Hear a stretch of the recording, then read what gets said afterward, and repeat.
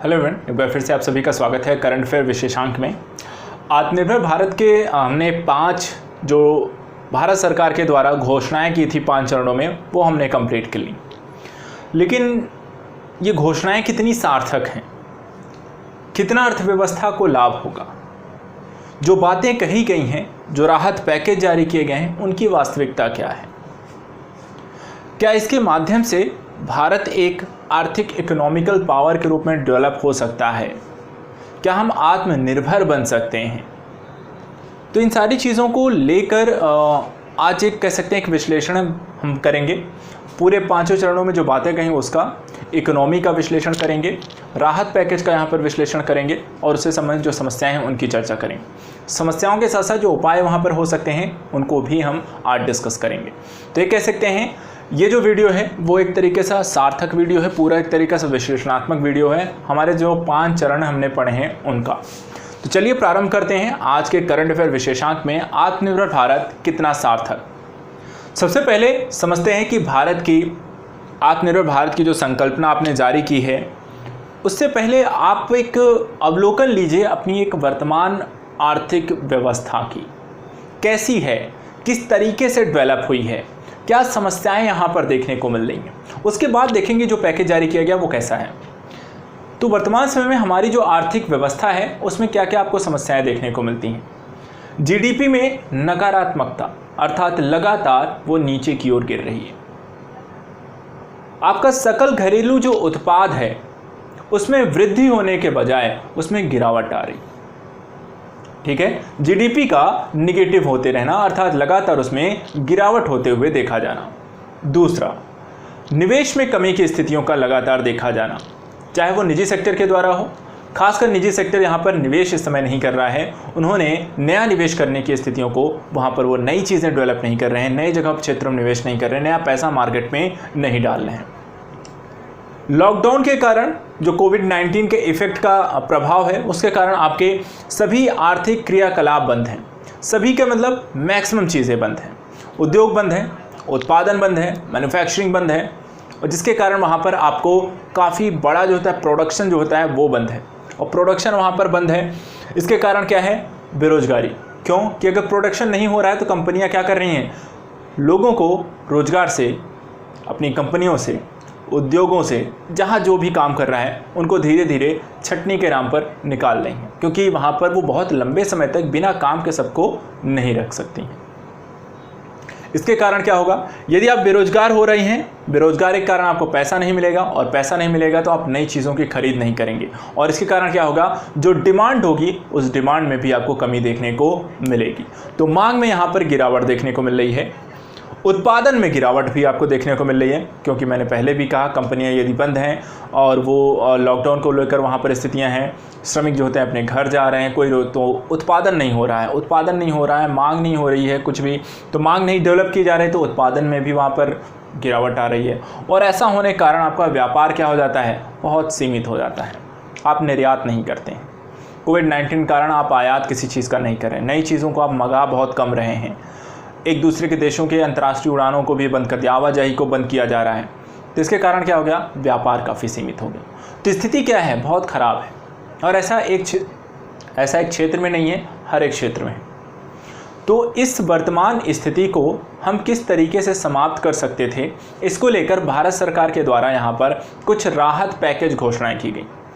आत्मनिर्भर भारत अभियान के तहत उन्होंने 5 चरणों में कुछ घोषणाएँ की, जिनका डिटेल से हमने पहले ही अध्ययन कर लिया। एक सार संक्षेपण यहाँ पर एक थोड़ा देखते हैं क्या ये क्या क्या इन्होंने यहाँ पर किया है। सरकार ने बोला कि 20 लाख करोड़ की घोषणा है। कितने की? 20 लाख करोड़ की घोषणा उन्होंने आत्मनिर्भर भारत के तहत की। ठीक है, हमने देखा है, डिटेल में पढ़ा भी है आत्मनिर्भर भारत की 5 कड़ियों के अंतर्गत 1 से 5 तक में। जीडीपी का ये 10% बोला गया कि जीडीपी का 10% भारत सरकार ने राहत पैकेज के रूप में जारी किया है। ठीक है, कुछ क्षेत्रों को वहाँ पर बताया कि उन्होंने किन किन क्षेत्रों के लिए वहाँ पर घोषणा की है। उसमें कुटीर उद्योग है, एमएसएमई सेक्टर है, श्रमिक है, मध्यम वर्ग है, उद्योग है, प्रशासन है, बुनियादी ढांचा की आवश्यकताओं की पूर्ति को लेकर है। और इन सभी सेक्टर में जो उन्होंने काम बोला है, जो उन्होंने खर्चा दिया है, वो भी हमने देखा है। स्वदेशी उत्पादों को बढ़ावा देने की बात कही है। कैसे? स्वदेशी उत्पादों को बढ़ावा देने की भारत सरकार के द्वारा बात कही गई है कि हम यहाँ पर आत्मनिर्भर भारत की संकल्पना के अंतर्गत भारत में निर्मित उत्पादों को प्राथमिकता दें, उन्हीं की मांग डिमांड करें, उन्हीं को जनरेट करें और फिर उन्हीं का निर्यात भी करें। उस माध्यम से हम आत्मनिर्भर भारत को प्राप्त कर सकते हैं। इसके बाद आत्मनिर्भर भारत की संकल्पना को पूरी तरीके से उन्होंने एक अमली जामा पहनाया है। ये राहत पैकेज घोषणा के तहत उन्होंने बात कही, लेकिन वास्तविकता कितनी है? जो पैकेज उन्होंने घोषणा, आप चलिए इसका विश्लेषण करते हैं। आत्मनिर्भर भारत में जो उन्होंने बातें कही, जो अब तक हमने पढ़ते आए हैं, जो उन्होंने घोषणाएं की हैं, वो कितनी सार्थक दिखाई हुई देती हैं, कितना बेहतर वहाँ पर हैं, कितना वहाँ पर आप कह सकते हैं अर्थव्यवस्था को इसका फ़ायदा हो रहा है। तो चलिए देखते हैं कि यहाँ पर आत्मनिर्भर भारत को लेकर जब ये 5 चरणों में घोषणाएँ की गई, तो वहाँ पर शुरू में अगर हम देखें तो बहुत सारा यहाँ पर एक उत्साह था, हर एक वर्ग में उत्साह था कि हाँ आप सरकार कुछ करने जा रही है, एक बड़ी पैकेज यहाँ पे लेकर आई, 10% जीडीपी का खर्च करने जा रही है और इससे पूरा कायाकल्प हो जाएगा। लेकिन जैसे ही उन्होंने अपनी घोषणा 5 चरणों में पूरी की, उसके बाद निगेटिविटी का माहौल बन गया। राजनीतिक पार्टियों के द्वारा, उद्योगों के द्वारा, इकोनॉमिस्ट के द्वारा, सभी ने यहाँ पर एक स्वर में इसका विरोध करना शुरू कर दिया। कारण क्या था? अचानक से यहाँ पर जो एक उत्सुकता थी वो एक बुलबुले की भांति फूट गई और उसके बाद वहाँ पर आलोचना का कारण बनने लगी, क्योंकि वहाँ पर सरकार ने आंकड़ों के साथ खेला। कैसे? जो दिखाई दे रहा था वास्तविकता इससे उलट थी। कैसे? आइए देखते हैं एक एक करके। भारत सरकार के द्वारा जो जीडीपी का बोला गया, यहाँ कितने % बोला गया? 10% बोला जा रहा था। कितना % खर्च करेगी? 10% खर्च करेगी। वास्तविकता में भारत सरकार इसका 10% नहीं खर्च कर रही है, बल्कि मैक्सिमम 1%, थोड़ा बहुत ज़्यादा, 1% थोड़ा ज़्यादा, 1 से 2% मानकर चलते हैं कि भारत सरकार वास्तविक रूप से जीडीपी का जो खर्च करने जा रही है आत्मनिर्भर भारत के तहत, वहाँ पर सिर्फ 1 से 2% खर्च करेगी। तो पहली चीज़, वास्तविकता उलट है यहाँ पर आंकड़ों से।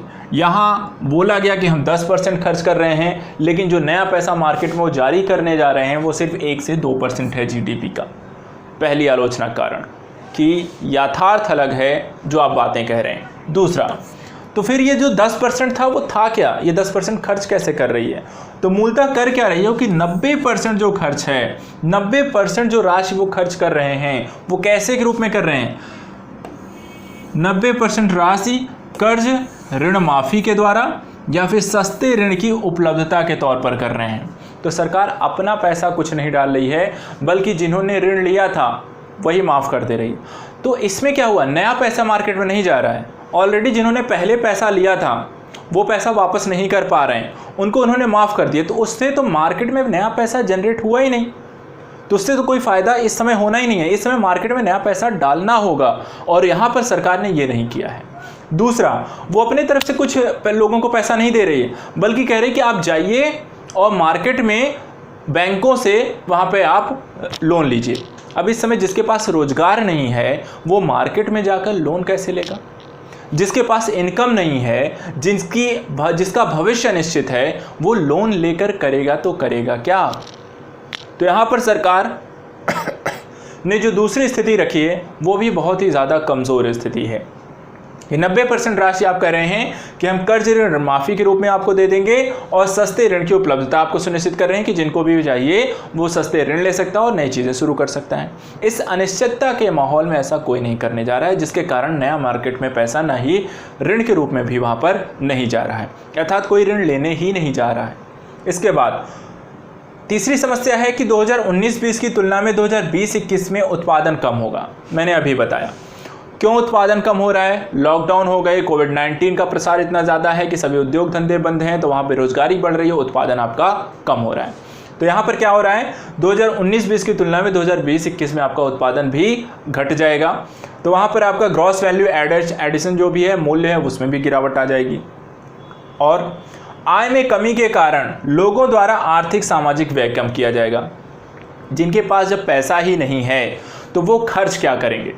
ना ही वो अपने इकोनॉमिकल एस्पेक्ट से खर्च करेंगे, ना ही अपनी सामाजिक स्टेटस के अनुसार उसे खर्च कर रहे हैं। अर्थात दोनों ही स्थितियों में वो कम खर्च कर रहे हैं और इसके कारण भी मार्केट में पैसा जा नहीं रहा है और इसके कारण भी एक आर्थिक तंगी की स्थिति बन रही है, मांग जनरेट नहीं हो रही है और अर्थव्यवस्था में एक ऊहापोह की स्थिति बन रही है, एक वहाँ पर टेंशन की जो होती है स्थिति बनती चली जा रही है। इसके अतिरिक्त एक दुष्चक्र सा मार्केट में बन रहा है। कैसे कि यहाँ पर लोग व्यय नहीं कर रहे हैं तो व्यय में कमी आ रही है। अगर आप व्यय नहीं कर रहे हैं तो उससे क्या होगा कि आगे फिर मांग जनरेट नहीं हो रही है, क्योंकि आप कम डिमांड कर रहे हैं। व्यय अर्थात खर्च क्या है, जितना खर्च करते हैं उसी अनुसार डिमांड क्रिएट होती है। अगर आप कम खर्च करेंगे तो डिमांड ऑटोमेटिक क्या हो जाएगी, कम हो जाएगी। तो यहाँ पर जब लोगों के द्वारा आर्थिक और सामाजिक तौर पर व्यय कम खर्च कर रहे हैं तो वहाँ पर ऑटोमेटिकली आपके मांग में भी गिरावट आ रही है। इससे क्या हो रहा है कि नया निवेश नहीं हो रहा है। क्यों? क्योंकि जब मांग हो ही नहीं रही है तो कोई भी उद्योग नई चीज़ों का उत्पादन क्यों करेगा और नई चीज़ों के उत्पादन के लिए वो निवेश नया क्यों करेगा। अगर वहाँ पर उत्पादन हो रहा होता, वहाँ डिमांड हो रही होती तो वहाँ पर उद्योग नया निवेश भी करते, लेकिन वहाँ पर उनका पुराना प्रोडक्ट ही मार्केट से नहीं वहाँ पर सेल आउट हो रहा है, वो नए प्रोडक्ट के लिए वो मार्केट में पैसा नहीं डाल रहे हैं। तो वहाँ पर क्या हो रहा है, निवेश नहीं हो रहा है। निवेश नहीं हो रहा है तो फिर नया उत्पादन नहीं होगा, उत्पादन नहीं होगा तो वहाँ पर नया कर नहीं आपको मिलेगा, सरकार को कर नहीं मिलेगा तो सरकार की आय में गिरावट आ जाएगी। तो सरकार के पास भी उसकी आय क्या हो जाएगी, उसकी आय भी वहाँ पर सीमित होने लगेगी। तो यहाँ पर आलोचना का सरकार का कारण था कि यहाँ पर अगर आपकी इस तरह की स्थितियाँ बन रही हैं तो आपको यहाँ पर ज़्यादा खर्च करना चाहिए था, लेकिन आपने क्या किया, यहाँ पे खर्च बिल्कुल नहीं किया है। 1% 2% से यहाँ बहुत ज़्यादा डिफरेंस नहीं पड़ने वाला है। वर्तमान में जितनी बड़ी आपकी अर्थव्यवस्था है उसके अनुरूप आपको यहाँ पर खर्च करना चाहिए था, जो कि वास्तविक आंकड़े अगर आप जो 10% बोल रहे थे, वास्तविक तौर पर अगर आप वो 10% खर्च करते तो आपकी अर्थव्यवस्था बहुत ही वहाँ पर फ़ायदे में होती, लेकिन ऐसा नहीं किया। और क्या हुआ, इसके अतिरिक्त यहाँ पर अगर हम देखें तो यहाँ पर वैश्विक मांग में कमी के कारण आपके निर्यात में भी गिरावट आई। ऐसा नहीं कि सिर्फ घरेलू मांग घटी है, बल्कि वैश्विक स्तर पर भी कोविड-19 का प्रसार के कारण क्या हुआ है, वैश्विक देशों में भी आपके वस्तुओं को वहाँ पर डिमांड नहीं रह गई और इसके कारण आप नई चीज़ों का वहाँ पर निर्यात भी नहीं कर रहे हैं। तो वहाँ पर वैश्विक निर्यात में भी भारत को यहाँ पर गिरावट हुई और इसके कारण भारत सरकार क्या हुआ कि वहाँ पर उसकी आय जनरेट हो नहीं रही, उसको अभी खर्च और करना पड़ेगा और अगर खर्च ज़्यादा करेगा और वहाँ पर आय नहीं होगी तो उसका वित्तीय घाटा भी बढ़ जाएगा। तो ये कारण सारा समस्या पर यहाँ पर स्थितियाँ हो रही हैं। लेकिन अगर सरकार निवेश नहीं करेगी तो स्थितियाँ और भी ज़्यादा खराब हो जाएंगी, क्योंकि जैसे ही सरकार वहाँ निवेश को बढ़ावा देगी तो वहाँ पर चीज़ें पूरी तरीके से बदल जाएंगी। इसको लेकर ये आर्थिक पैकेज आया तो यहाँ पर कुछ लोगों ने अपने कुछ पॉइंट रखे हैं, जैसे कि आशिमा गोयल जी ने, जो कि एक इकोनॉमिस्ट हमारे कह सकते हैं आर्थिक सलाहकार हैं, भारतीय प्रधानमंत्री के आर्थिक सलाहकार हैं, उन्होंने खुद कहा कि ये आर्थिक पैकेज हर तरीके से पूर्ण नहीं है। इसको ध्यान रखिएगा। यहाँ पर आर्थिक सलाहकार आशिमा गोयल जी, उन्होंने स्वयं कहा कि ये पैकेज, आर्थिक पैकेज हर तरीके से पूर्ण नहीं है। ये पैकेज कैसा है, ये सिर्फ एक वित्तीय पैकेज है। कैसा पैकेज है, वित्तीय पैकेज है। ये सामाजिक पैकेज नहीं है जिसके माध्यम से लोगों को वहाँ पर विकास किया जा सके, उनको स्टेटस में वृद्धि की जा सके या उनके पास हाथ में पैसा जाए तो वो चीज़ों को डेवलप कर सकें। तो एक तरीके से सिर्फ ये वित्तीय पैकेज है जो इसकी सीमितता को दर्शाता है। दूसरा, यहाँ पर एक और व्यक्ति थे, एक और आर्थिक सलाह, एक अमेरिकी अर्थशास्त्री थे, उन्होंने कहा कि गरीबों के हाथ में पैसा देना चाहिए मांग को बढ़ाने हेतु। तो हम देख रहे हैं कि वर्तमान में मांग की एक कमी है और मांग को जनरेट करना चाहिए। तो यहाँ पर उन्होंने कहा था कि गरीबों के हाथ में पैसा देना चाहिए मांग बढ़ाने हेतु, और इसके लिए उन्होंने हेलीकॉप्टर मनी का एक एग्जाम्पल दिया था कि हेलीकॉप्टर मनी का आप इसके लिए प्रयोग कर सकते हैं। किसने कहा था, मिल्टन फ्रीडमैन ने।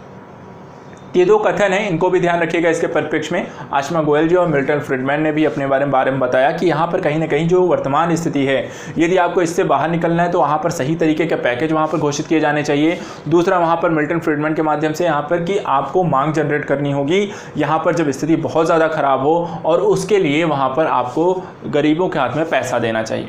लेकिन सरकार नया निवेश नहीं कर रही है। तो अब हम कर क्या सकते हैं, अन्य कौन से उपाय अपनाए जा सकते हैं, उनको देखते हैं। तो सबसे पहली चीज़ यहाँ पे जैसे कहा गया हेलीकॉप्टर मनी। हेलीकॉप्टर मनी में क्या होता है कि आप शून्य ब्याज दर पर ऋण देना चाहिए, और इसे आरबीआई को, किसको देना चाहिए, बैंकों को। तो यहां पर क्या होगा, बैंक जो होगा 1% पर दूसरों को अर्थात उद्योगों को और एमएसएमई सेक्टर को और अन्य लोगों को वहां पर वो 1% पर आपको ऋण देगा। और इतने सस्ते दामों पर ऋण मिलने से वहाँ पर डिमांड बढ़ जाएगी, लोग ज़्यादा पैसा लेकर जाएंगे, खर्च करेंगे और मांग जनरेट होगी। तो पहली चीज़ क्या करनी है, हेलीकॉप्टर मनी का सहारा लिया जा सकता है। दूसरा क्या है, मांग और पूर्ति में सामंजस्य स्थापित करना होगा और इसके लिए फिलहाल अभी क्या करना है, मांग में वृद्धि किए जाने का प्रयास करना चाहिए। यहाँ पर पूर्ति के हिसाब से मांग नहीं हो रही है, तो मांग क्या करना है, जनरेट करना है। वर्तमान समय प्रोडक्ट है हमारे पास, लेकिन वो आपको डिमांड ना होने के कारण वो सेल आउट नहीं हो रहा है। तो कहना क्या मतलब है कि मांग और पूर्ति में सामंजस्य होना चाहिए, लेकिन यहाँ पर पूर्ति है, सामान है अभी हमारे पास, लेकिन वहाँ पर उसके हिसाब से लोग डिमांड नहीं कर रहे हैं क्योंकि पैसा उनके पास नहीं है। तो इसके लिए क्या किया जाना चाहिए, मांग में वृद्धि के संबंधी प्रयास किए जाने चाहिए। इसके अतिरिक्त कहा गया कि सरकार जो खर्च कर रही है उसे ज़्यादा कुछ नहीं करना है, जितना उसने बजट घोषित किया हुआ है, इस वर्ष का जो उन्होंने बजट घोषित किया है उसके अतिरिक्त अगर ये सिर्फ 3% यदि खर्च कर दें तो आपकी जीडीपी का पूरी तरीके से कायाकल्प हो सकता है, अर्थात वहां पर रिवाइवल हो सकती है आपकी इकॉनमी। कितना खर्च करना है सरकार को, बजट प्लस 3% एक्स्ट्रा वहां पर मनी आपको मार्केट में डालने की जरूरत है। और क्या करना है, सरकारी व्यय में अधिकता करनी है, अर्थात सरकारी निवेश में वृद्धि करनी है। जब तक सरकार के द्वारा बड़ी मात्रा में निवेश नहीं किया जाएगा तब तक मार्केट में पैसा नहीं जाएगा, लोग हाथ में पैसा नहीं जाएगा तो वो मांग जनरेट नहीं करेंगे, मांग जनरेट नहीं करेंगे उत्पादन नहीं होगा, उत्पादन नहीं होगा तो वहाँ पर समस्याएं वैसी की वैसी ही बड़ी रहेंगी, ना ही निर्यात होगा, ना ही वहाँ पर नया इनकम आएगा, ना ही सरकार को टैक्स मिलेगा। तो इस तरीके से सरकार को समस्याएं बनी रहेंगी और अर्थव्यवस्था कहीं मंदी की ओर ना चली जाए, इसलिए वहां पर भी आपको सरकारी व्यय में अधिकता करनी होगी। इसके लिए सरकारी निवेश में वृद्धि करनी चाहिए।